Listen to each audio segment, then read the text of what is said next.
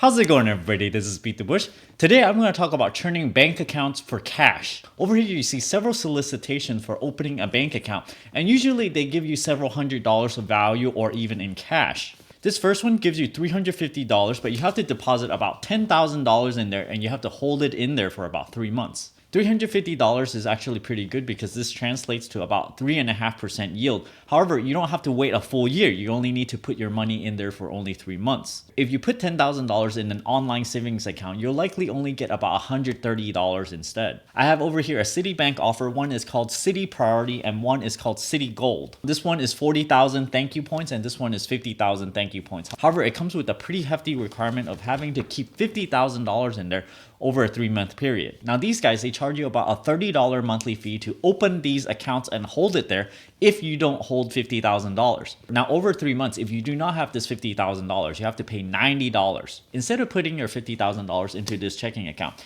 instead you take this and put it on a high yield online savings bank and you get about a 1.3% APY on that, which means every single year you yield about $650. Every single quarter is about $162. So this means it's just better to pay that penalty fee and just keep your $50,000 on an online high yield savings account. So you just open this thing up and let them charge you the $30 every single month. So you can think of it as, okay, I'm going to take this 50,000 points, but I have to pay $90 for it. At the end of the 3 months, of course, you just close the account and then you walk away with about $400 of value. I want to note that a lot of these checking accounts has hoops that you have to jump through. The Citi Gold checking account requires you to have one bill payment for 2 consecutive months and also $750 worth of debit card purchases. Now the debit card purchases, instead of putting it into this debit card, assume you have a 2% cashback card. This would translate to another $15 of loss if you have to funnel this $750 through their debit card instead. On top of this, setting up this bill payment also costs you a little bit of time. I've done several of these checking account bonus churnings before, one being Bank of the West and the other being US Bank. Now my experience with these is generally the time it takes to set everything up costs about 1 to 2 hours by the time you're done with everything. In the end, it's 1 or 2 hours worth of your time. You also need to put a chunk of money, maybe $10,000 or $20,000 into this checking account. And in return, you get about anywhere between $300 to $500. Now this HSBC deal was actually pretty good. And I actually did not get this myself because I happened to be very, very busy at the time. When these great deals come, sometimes you can't catch them all because maybe you have other things that you have to do. Putting $10,000 in there and getting $350 back, it's pretty good. This translates to 3.5%. And if you are able to do this every 3 months, it means a 14% gain if you happen to put your $10,000 in and right when the cutoff happens, you take it back out and you find some other use for it. If you just take this $10,000 and stick it in a high yield savings account such as Discover or such as Synchrony Bank or Goldman Sachs Bank, you would get 1.3% APY.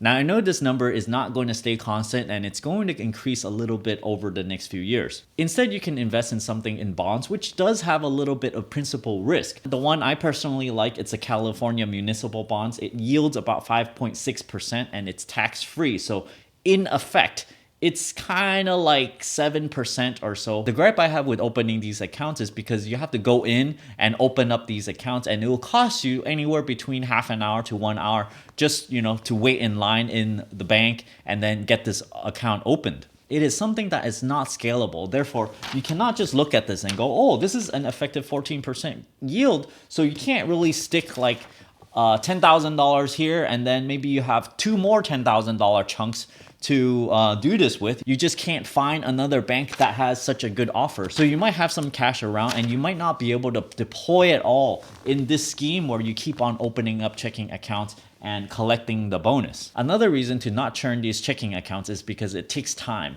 When you open up these accounts, it might take anywhere from half an hour to 1 hour. When you close these accounts, it'll also take half an hour to 1 hour. So when you look at this $350, you have to subtract the opportunity cost for that $10,000 if you put it in a high yield savings account. So it subtract another $30 from this. So you're really only getting $320. On top of this, you're going to be taxed on this at whatever tax rate that you happen to be. By the time you're done jumping through all the hoops, satisfying the bill payments, setting everything up, going into the branch, in total, it might cost you about 2 hours. So divide this in half. Each hour might maybe net you about $150. You might be able to do a little bit quicker than that, but that is general ballpark of what you're going to earn. Now, when you look at brand new checking account bonus offers like this, you have to ask yourself, how much is your time worth outside of your work? What I mean by this is if you're on a salary and you have a certain fixed amount of hours that you go into work, you can't actually value your time by the amount that you're paid in your salary job, because you cannot just go, oh, this year I'm going to work 1 hour more and get a certain amount more. The way I like to value my time is how much I would actually earn outside of my day job. So let's say I'm at a regular job and I want to work 1 hour more. Will I earn an incremental amount more because I spent this 1 hour doing more work? You also have to think about, if you put this incremental 1 hour worth of work during your salary job, maybe you could get a higher bonus, maybe not. But if you do your work based on gigs, maybe you can take on more gigs and then you would get more income.